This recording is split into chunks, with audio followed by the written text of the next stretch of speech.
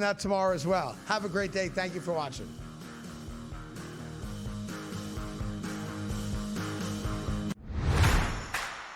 Oh, the best part about it is that they're just going about handling their business. I was listening to Arvell Reese and his literally like 5-word sentences about himself and some of the things that Caleb has been talking about. The dudes are just so locked in here about just doing their job and not worrying about all the other things and awards. They know all those happen when you go win and you win decisively. The Bobby Carpenter Show, only on SportsGrid. Baker Mayfield is the most important player on the Tampa Bay Buccaneers, and they are in first place right now, looking dead in the eye of home field advantage throughout the playoffs. They played a bad division. They're going to win a lot of games, and they're the best fourth quarter team, or at least the 2-minute warning team in all football. So, don't sleep on that. The Craig Carton Show, only on SportsGrid. Awesome and monumentous win against Oregon. Texas has saved their season. Texas has given themselves life to potentially crash the college football playoff party. For OU, a loss to Texas shouldn't be the end of your season. And yet with that remaining schedule, it feels like it could be. Books certainly pricing it that way. A lot of movement off of the Red River rivalry. Game time decisions, only on SportsGrid. Paige or Caitlin? Who do you take and why? I think for the WNBA, in a sense where they're moving toward more guards when it's been very post and big heavy in the past. But there's a reason why Caitlin Clark set all those records at college and then went into the WNBA and set all those records immediately. I really do think she's just a different level talent. Betting above the rim, only on SportsGrid.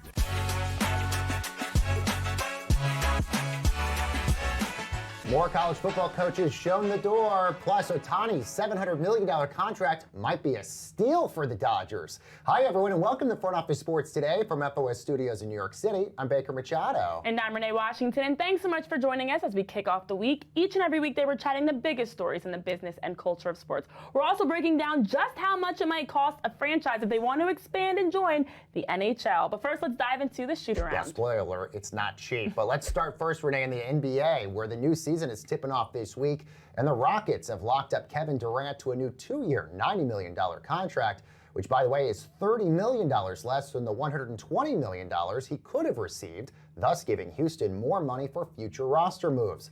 Now, with the signing, the 37-year-old Durant passed LeBron for most career earnings in NBA history at $598.2 million. Congrats to him. Yes, and congrats to Houston. It's a new era for them as they made some trades and roster moves, and this allows them, as you mentioned, the flexibility to make more roster moves or even just get some other signings and extensions done. So it is wild to think, because about a month ago, Kevin Durant talked at the media day for the Rockets, mentioning how he wants to sign that extension, wants to be a part of the franchise, and this essentially locks him in at 37 to finish as a Houston Rocket, to retire with them. And of course, because he is over 36, he could not have signed a deal for more than 2 years, because the NBA has a CBA rule that does not allow players older than that 36-year-old age to sign anything longer than 2 years. So at least 2 years with the Rockets with a player option in that second year for Durant. Larger question, he's only $5 million more than LeBron. Does he stay that way, or does LeBron, a new contract, overtake that? TBD, we'll tell you later. All right, Renee, let's move to soccer, where Barcelona players began last weekend's match with a 15-second delay after kickoff. This to protest La Liga's, quote, lack of transparency, dialogue, and coherence in holding an upcoming December regular season match in Miami. Now, La Liga has been trying to play a regular season game in the U.S. since 2017 and was recently granted approval for the match in Miami by the Spanish Football Federation. Now, while Barca and Villarreal have agreed to participate in just the Miami game, other teams in the Liga, Renee, are against the move at all. Yeah, and it's wild because we're talking about that game that's going to be happening in December. So not a lot of time for them to get on the same page in terms of what both parties want. The executives, the front office, the league is all for expanding playing games outside of their domestic home cities, whereas the players don't want it. And there's Serie A also has some games coming up in Australia. So there's pushback from from the players and for the Spanish Footballers Association, their players union, they came together and agreed they were going to make a stand, a coordinated protest, a silent one at that, to allow them to have a chance, as you mentioned, to speak up. It's symbolic of the players coming together because they want to stay where their games are typically played, and I just wonder how much more this is going to impact that December date in Miami. Which is so interesting because in all the leagues here in the United States, all of them want international games, regular season international games, but it's so different in European soccer. Staying in soccer, the MLS playoff picture is set after last weekend's decision day sets up Wednesday night's wild card play in games featuring Chicago and Orlando and Portland and Salt Lake. Meanwhile, Nashville SC will play Inter Miami in the first round. This after giving up a hat trick to Lionel Messi over the weekend, as the international superstar claimed the Golden Boot for most goals scored this season with 29. So Renee, what playoff matchup are you looking forward to here? I'm looking forward to all of them because I love how MLS always has decision day, the tradition that brings the extra excitement. You have teams fighting for playoff spots. You have teams trying to win to stay in. But then also you get the extra bonus points of seeing something like Lionel Messi's hat trick to have 29 goals in 28 games and 19 assists to lead the league in both. Right. And then also as someone that's a frontrunner for MVP, we got to see him close out his regular season. The Philadelphia Union, a team that's one of the lowest payroll teams, already locked in the Supporters Shield, so they're in that top spot as a complete turnaround with new head coach, new players. So just all the icing on the cake to close out the regular season. And come Wednesday, it's playing time. All right, well, there's now 11 college football head coaching vacancies after multiple coaches were fired over the weekend, including Florida's Billy Napier. So let's take a look at this and more in today's main event. All right, let's bring in FOS reporter David Rumsey. So, David, let's start with Florida. Billy Napier finally out of a job there. Are we surprised this took so long, given the fact that it seems like his seat was always on fire? You're right, Baker, even dating back to really the beginning of the 2024 season, over a year ago. He was definitely on the hot seat. I know here at Front Office Sports, we had multiple headlines and reports last fall looking at his buyout, how much would it take during last season or at the end of last season. And Florida stood strong. They brought him into this season. They did finish a little hot last year, and obviously they have a nice quarterback there in Gainesville. But obviously there is a lot of expectations in a college football town like that, so they had to make the move. Yeah, and I'm curious your thoughts, David, because we've seen obviously a number of programs moving away from their head coach. With this quick turnover and buyouts happening, is any job, especially the Florida job, a desirable one for a head coach, especially mid-season? Well, midseason, no, but I do think long-term a place like Florida is still a very desirable head coaching position. Yes, there are a lot of expectations. Yes, there might be a short leash. But if you do a good job, you're going to be a hero. You're going to be compensated very handsomely. And you do have a huge talent pool in the state of Florida and in the Southeast to recruit from. Obviously, a lot of boosters. No problem getting name, image, and likeness dollars. Revenue sharing is not a problem there. So, yes, was it tough? Is it competitive? For sure, but it is still a very good top 10 job, I would say. Well, one name that's been brought up a lot on social media for the Florida job maybe could be Ole Miss head coach Lane Kiffin. Obviously, he's done tremendous work with Ole Miss. They're already in the top 5 already. But would that be a good move for him to go to Florida when he's building something already big in the same conference already? It's such an interesting question because traditionally we have always seen coaches just kind of climb up the ladder. And even when you make it into the Power Four or you make it into an SEC school, there's always that next level to go up to. But I do think with someone like Lane Kiffin, who's been around the block, even though he's still a relatively young man, he's been in so many different places, whether it's the NFL or Tennessee or USC. I think he's really found a home now at Ole Miss. And yes, maybe technically Florida would be considered a better job if you just lay everything out on paper. But like you said, he's built something really nice there at Ole Miss. And I don't know that he would necessarily want to make yet another move as opposed to just trying to keep going there where he is. Well, looking at Florida's neighbors, Florida State, their team that was off to a great start with their first few wins, including a big win over ranked Alabama, but since have lost 4 in a row, including 2 against unranked opponents. And the last one, that Stanford loss this past weekend, might have been or felt like the nail in the coffin. Sure. Do you think that we could see Florida State moving on from Norvell as the head coach?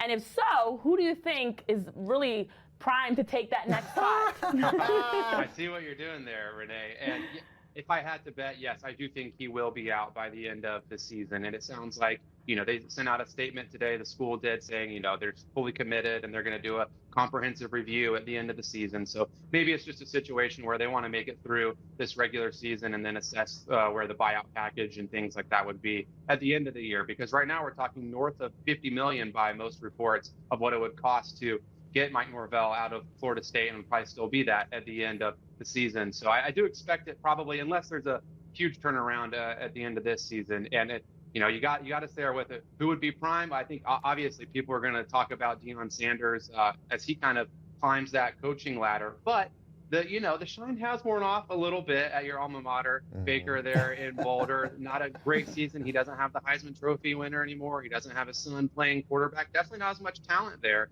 this year. Do I think he would be interested in coaching at Florida State one day? Yes, but I think two things. He loves where he's at in Colorado right now. He's really built a home and a family there as well. And two, you just have to consider his health concerns as well. Making another move, getting into a new program that certainly more expectations at a place like Florida State in Colorado. Meanwhile, a different school in Colorado fired their head coach, Jay Norvell, not Mike Norvell at Florida State, but that now gives us 11 head coaching vacancies, and obviously that's going to be more by the end of the year. We have a tally now, David, about $116 million just in college buyouts right now. What does that sort of say about the state of college football right now when the buyouts are so high and so many coaches are unemployed? Well, last week I wrote about how college coaching buyouts were approaching $100 million. And like you said, that surpassed it with the Billy Napier firing and his buyout of more than $20 million.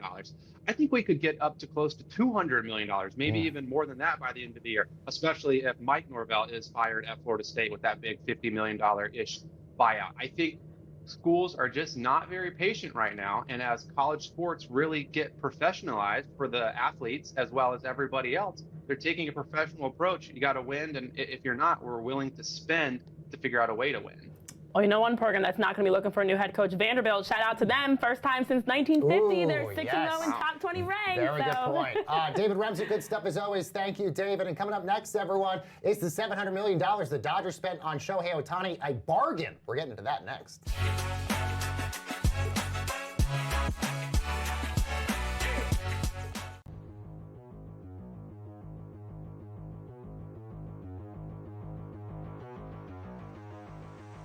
Let's do AJ Brown. He's seems to be kind of upset with the way things are going.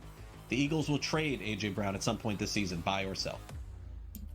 This is what really annoys fans about certain players. Don't you care about winning? All right, he played last year, won a Super Bowl, right? He's reading books, and he's blah blah blah. He's complaining this year too, and he was complaining while they were winning. Yeah, of course they lost last night to the Giants there, but he had 6 catches, 80 yards, and then I think I heard him come out and say, I don't remember having an offensive meeting with Hurts and Barkley, even though it was reported that they did have a meeting. Maybe they did, maybe they didn't, but if they did have a meeting and he's saying he doesn't, what is going on here? Do you really want to be traded?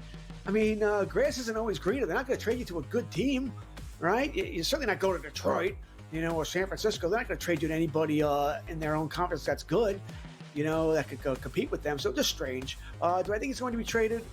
No. They've come out and said he won't be traded, but that, who cares? That could just be to drive the price up if they really wanted to move him. So I'm going to sell this, but, if he really wants to be dealt, he can make life hard, keep complaining, keep doing this and that, embarrassing everybody, but really strange situation what's going on in Philadelphia. You won a Super Bowl, you'd think you'd be happy for a little bit. I think that, I don't know, would they do this deal? I think Howie Roseman is not adverse to making deals, but George, wouldn't they have to acquire somebody like AJ Brown to make this kind of trade? I'm going to say sell. I think he's going to stick it out with the team. I think they're going to move him in the offseason. Fantasy Sports Today. Fridays starting at 3 p.m. Eastern. Only on SportsGrid.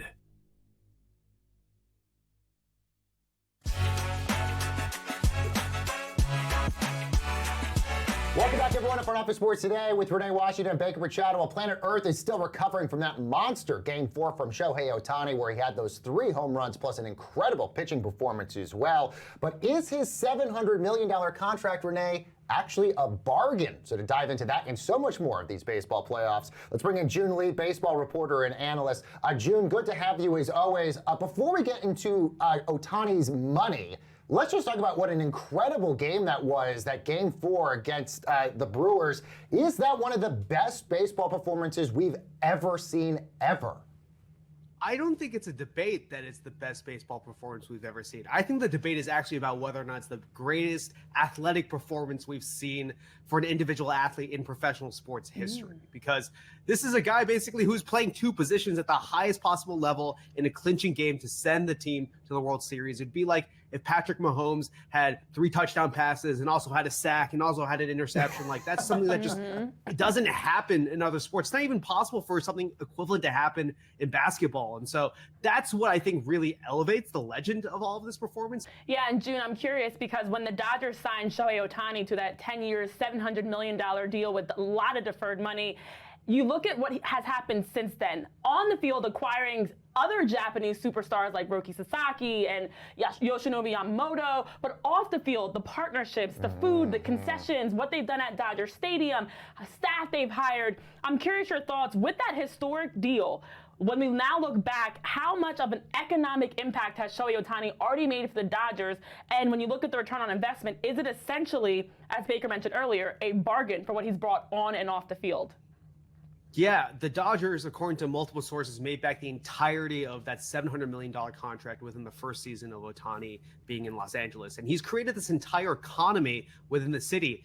90% of tourists who go to Los Angeles from Japan are going to a game at Dodger Stadium. And at the same time, tourism to Los Angeles from Japan is also up 90%. And so we've seen this massive boost in interest in Los Angeles as a city because of Shohei Ohtani being on the Los Angeles Dodgers. I think it's also important to note, too, that Shohei Ohtani was in Anaheim. It's just that the Anaheim Angels weren't maximizing the marketing opportunities behind Shohei. And so when you go to Dodger Stadium today, it's fascinating to see the number of tourist groups that are coming from Japan to watch a Dodgers game. You'll see lines of Ohtani jerseys just sitting in seats from Japanese tourists. You go to the concession stands, there's Japanese food there. One of the official beers of the Dodgers is Japanese. And you go to the merchandise team store, and half of the stuff there is either Shohei Ohtani stuff, Yamamoto stuff, Sasaki stuff, some of it's in Japanese.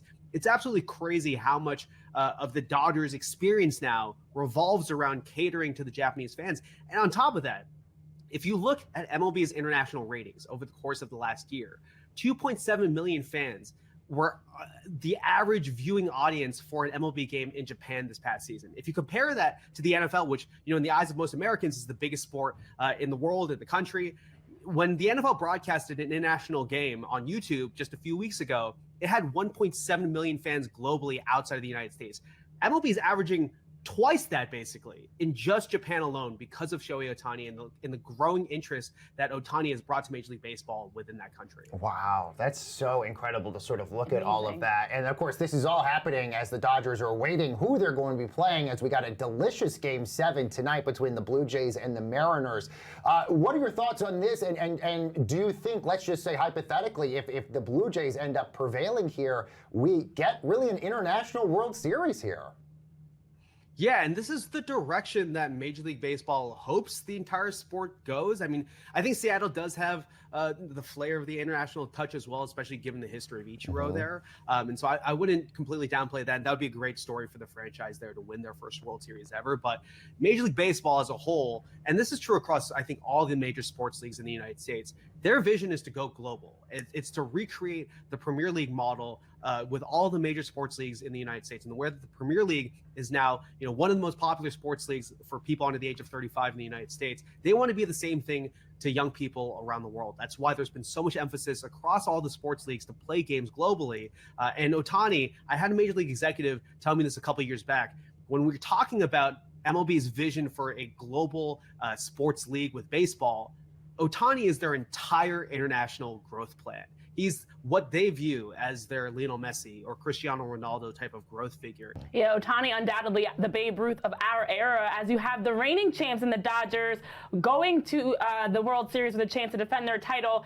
I'm curious, when you look bigger picture, now last season's Yankees-Dodgers was the highest matchup in terms of two teams that have faced off the most in the World Series. This year we're getting, regardless who comes out of the AL, it's either the Mariners seeking their first ever World Series title or the Blue Jays trying to get back for the first time since '93. So many individual storylines between Cal Raleigh and Vladimir Guerrero. Of course, on the other side, Babe Ruth, a.k.a. Shohei Ohtani, awaits them. How good is this even for baseball that you have one team that's run through the NL pretty much untouched, and on the other side, two teams grinding it out to a Game 7 in terms of balance, parity, household names, and superstars of what this World Series matchup can bring?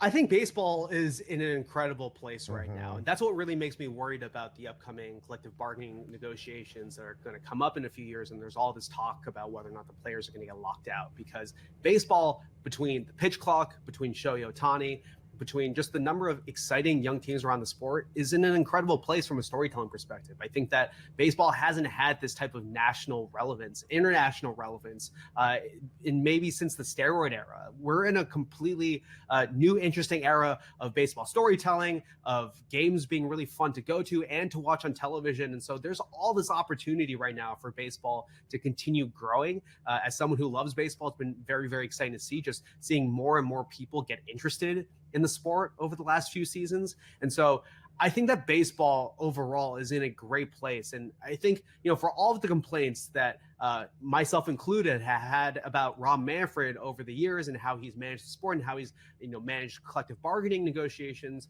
with the players, his legacy, I think, at the end of the day, when he eventually does retire, is going to be these rule changes, and it's going to be helping set up baseball to grow over the course of the next 2 decades or so as an international sport. And we'll see what happens with the collective bargaining negotiations between the players and the owners, because there's all this conversation around whether or not the Dodgers are ruining baseball. I think it's good for the sport to have people to root against, and having an enemy like the Dodgers is something that's good for the storytelling of baseball. We've seen this with the Patriots. We've seen this with the Cowboys in the 90s. We've seen this with the Golden State Warriors. Having that arch villain is a good thing for the sport, even if in the moment people feel like their teams don't have a chance to win. Either way, can be good. Very true. Point. And by the way, makes great television. Great television, great games as well. June, good to have you here as always. June Lee, baseball reporter and analyst. Thanks again for joining us, June. Thanks for having me on. All right, we've got a lot more Front Office Sports today. Headed your way, everyone, right after this quick break.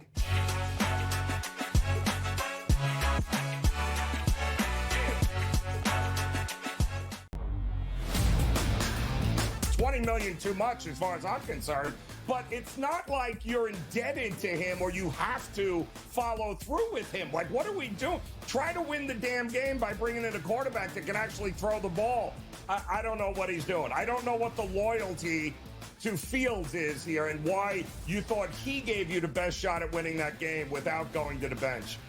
The Early Line, only on SportsGrid. Hopefully these go better. I'm smashed before 1 on these games. I cannot believe that this game destroyed me. Why did I get involved live? That's on me, not That you. is on you. All right. That's on you. You didn't have to run up the score. I said it was on me. It was on you. Right. You just didn't see the writing on the wall. Knee it! Let's get out of Dodge! Pro Football Today, only on SportsGrid. Can I get an ISO? Come on. Give me the ISO over here. Give right him here. the ISO. He wants the camera. Look, I'm going to get nice and comfortable right now. I've been telling you people out there, yes, you people, about the Notre Dame Fighting Irish.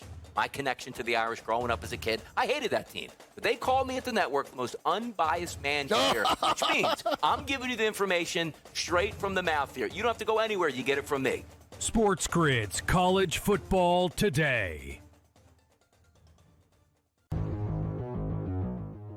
I think Kendre Miller's role continues to grow in this offense. So I think as you're looking at bye weeks continuing on and looking for running back depth, as always, we all know the dynamic can change in a minute, right? We've done this so many times in the last couple of weeks. We were adding Woody Marks before his game. We were adding Brashard Smith last week. I still want to add Brashard Smith this week.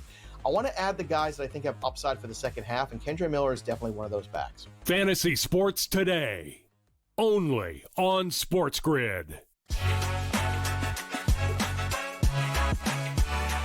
And welcome back, everyone, to Front Office Sports Today with Renee Washington, Baker Machado. Well, last week, Front Office Sports hosted our first ever asset class event at the New York Stock Exchange, bringing together some of the biggest power players in sports finance. So let's bring in Ben Horney, author of the Asset Class newsletter, which, of course, you can sign up for over at frontofficesports.com. Ben, it's good to see you as always. So let's start with some of the conversations that you guys had at this event, including when it comes to Major League Baseball and NHL expansion.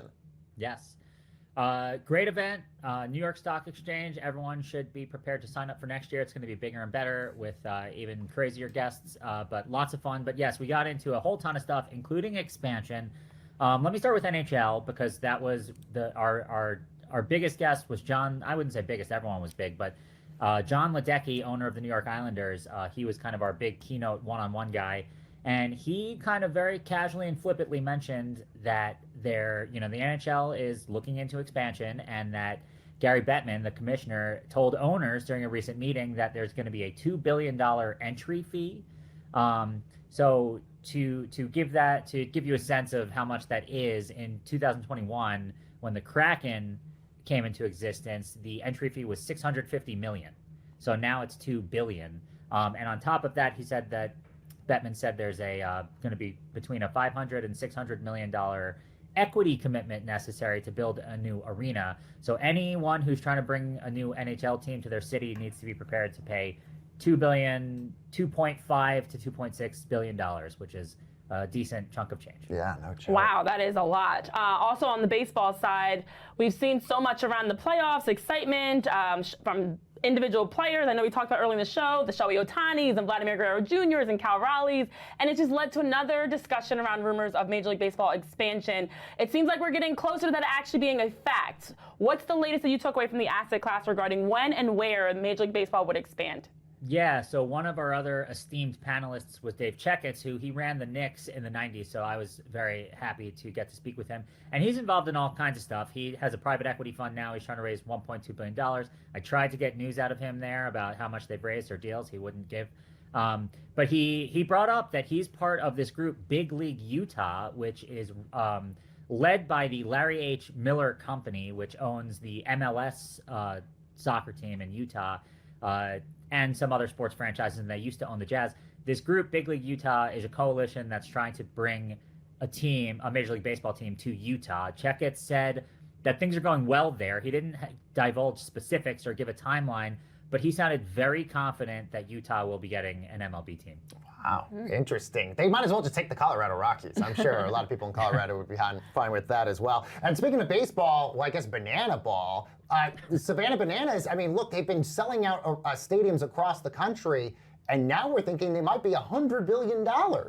I loved that. So Greg Bettinelli of the Chernin Group, I had spoken to him previously. He mentioned the Bananas, so I decided to bring them up on stage, and he gave the crowd exactly what they wanted. He said he thinks that they're the next $100 billion business. He compared them to Disney. He said everyone's been asking them to take investment and that they won't take anyone's money. He said he would work as a janitor for them if they would let him.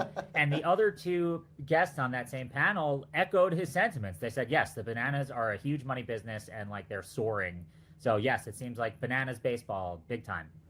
Mm-hmm. I mean, every league's in a really good spot, but the Savannah Bananas are really taking the sports world by hold. Very big business. Ben Horney, thank you so much. And as Ben mentioned, be sure to sign up for the Asset Class newsletter and, of course, the big event next year as well. All right, let's see what's bubbling over at the FOS water cooler. Well, Renee, what an NFL weekend for the Colts and Broncos. Daniel Jones' resurgence has Indianapolis as the best team right now in the league. And also the Colts have the most efficient offense by points per drive this century. That's better than the 2007 Patriots and the 2018 Chiefs. Meanwhile, the Denver Broncos came back from 19-0 in the fourth quarter to beat the Giants 33-32 on a last-second field goal. That is the largest comeback in NFL history by a team that was scoreless heading into the final quarter. So, Renee, which was the more impressive sort of, showcase? I know for you as a Denver fan, it's probably the Broncos, especially after the snooze fest they put on last game versus the Jets. They owed us this. It had all the excitement, the controversy, the comeback, the drama, and I'm glad they actually did get the win, especially especially with that late holding call. But when you look at the other side for the Colts, at 6-1, you mentioned some of it, they have scored 29 or more points in every game except the one that they lost. They've also had Shane Steichen, who's showing us front runner as coach of the year. You have Daniel Jones, who's looking like an MVP quarterback. Jonathan Taylor, who leads the league in rushing yards and has been a fantasy football cheat code. So true. They are very impressive because they do lead the league in scoring margin, the best record, but also just the fact it's been consistent. We've all been waiting for them to turn back into a pumpkin, but not this Colts team. They're making us think they are for real a contender this season. Also, Daniel Jones' resurgence, he makes $100,000 per win. He's already got $600,000 this year, which has been incredible for him. And then on the Broncos side, they lost the second game of the season on a last-second field goal to the Colts, so it was good for them to get that win right back. All right, guys, that's going to do it for this edition of the show. Renee and I are back for way more fun tomorrow. We are going to be previewing the World Series after this big Game 7 that we got tonight. We'll see you later.